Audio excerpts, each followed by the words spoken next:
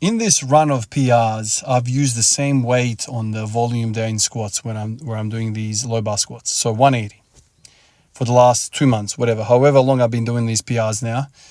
I've not ramped up the volume on the intensity on the volume day at all. So it's fixed 180 5 by 5. I have progressed a little bit on the belt squat from 1 plate to 1.5 to 2 plates, but the 5 by 5 low bar, the same. And it makes me think, how long can you push this before you cap out and then you need more fuel? You need more, stimulus in the volume day to drive the PRs. Right now, I don't particularly feel like I'm ready to go to the next weight. And for these volume sessions, I don't want to go up 2.5 kilos like, I do with the singles.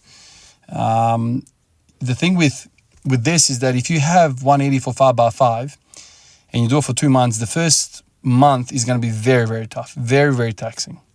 And then the consecutive weeks as you're going along, week 2, week 3, week 4, technically speaking, that 5 by 5 should be relatively easier and easier and easier and easier. So using the same way, but the intensity of those sessions is dropping because you're becoming a little bit more, adapted to this weight. And so there's like an inbuilt periodization within it without you changing any of the freaking parameters. You're just using 180 for 5 by 5, but you're becoming more confident. Maybe the depth is increasing a little bit better. Maybe the form is increasing a little bit better. Like, everything's kind of improving, the stuff that is very hard to measure and record.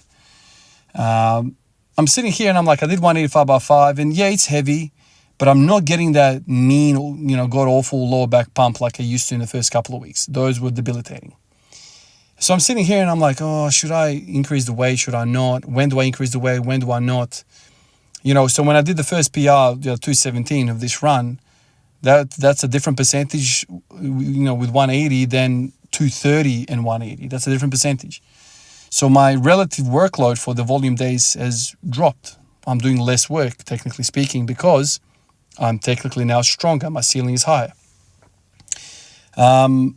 And so I'm not increasing the volume. I'm not increasing the intensity of my training because I don't feel like I'm ready for it, because I'm struggling to bloody recover as it is. It makes no sense now to up the weight and then be absolutely smashed. And what I felt in the last few weeks, under-recovered, as funny as that sounds for these PRs, I'm under-recovered. I'm exhausted when I'm hitting these PRs. This today felt pretty good. And so I'm hopeful by the time I get to the Saturday or Sunday, I'll be able to do the single with a little bit more freshness. And that's kind of the key. And all of these parameters, it's a sliding scale, man. Like, it's a slider that you need to go left and right. Some weeks, for whatever reason, you're probably not going to recover as well as previous weeks.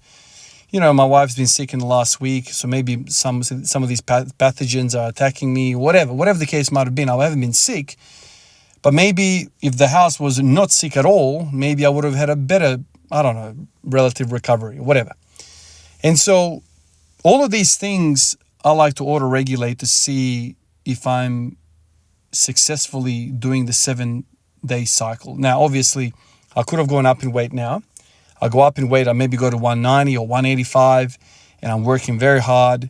And so then I get to the Saturday, I'm under-recovered, and so I extend the 7-day cycle to maybe a 10-day cycle. So what's better? Sticking with the same weight and maintaining the 7-day cycle plan, training plan, or going heavier and then having a longer period of rest? I mean, ultimately, that can be a discussion, and you can alter whichever way you want. But when you have success with status quo, it is, borderline foolish to try and change something when you are in this momentum. So my thing is, I'm going to leave it as is. When the PRs dry out, then I'm going to start to play with certain things. But I want to make sure I get all the juice out of this, period. All the juice. If the 180 is still offering me progress, man, I'm stepping 180. If I can do less and less work and get still progress, that's great. Let's do it. But I'm prognosing, I'm anticipating that eventually in the next month, this 180 is not going to be the stimulus that I need, and I'm going to have to go up. And then maybe in those weeks, I start to miss some PRs, and then I will know, okay, so I need more stimulus for this next echelon of PRs. But this is something that I'm contemplating. And, there's always this pull with me that I need to really, really, really train hard every single week. You can do that, but there's only so long you can do that before you really require a deload. So this is the conversation I'm having in my mind. Like yesterday, back day, I wanted to do more exercises. Today, I feel like I can do a little bit more work. Should I, shouldn't I? But then how am I going to get ready for Saturday? All these things are kind of swirling in my mind, and I'm trying to kind of adjust it on the fly to make sure I can hit 232 in a couple of days. And this conversation is always going to be present. I'm always going to be thinking about recovery and that fine balance of stimulus to recovery. Because that's ultimately what we're dealing with. We're dealing with a graph here where, it goes up and down. That fatigue goes up and down, and that readiness to lift and strength goes up and down. Obviously, there's going to be different opinions, different approaches. Some people are going to say, Ivan, you should be doing this 5x5 twice a week. Or if I do that, then I can't set PRs. I've settled for 1 day a week, volume. The rest is all practice. And then at the end of the week, a PR attempt. There's all these different things. But what I know is some things don't mix. Some things don't mix. If you go nuts on a Tuesday, you're probably not going to be ready on a Saturday or a Sunday to express your best effort. But you don't have to stay with a 7-day cycle. You go to a 10-day cycle. Shit, you can do a monthly cycle. So you do insane amount of work, and then you rest for an insane amount of time, and then you're trying to, do this. Can a natural body take that much abuse that it takes 3 weeks to recover? Well, that's borderline injury. If it takes you 3 weeks to recover from a session, that's you're pretty much injured. So you don't want to go to that extent.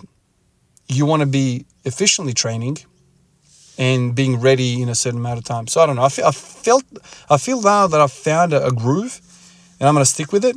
And I'm going to try and resist the want to change, and hopefully I can continue. And when it stops, then you change things. Maybe not immediately. You really make sure that you really truly stopped, and then you try and squeeze some more juice from a different setup or a different weight. I'm just hesitant to change anything right now. Appreciate you guys like always, and I'll catch you in the next one. Peace out.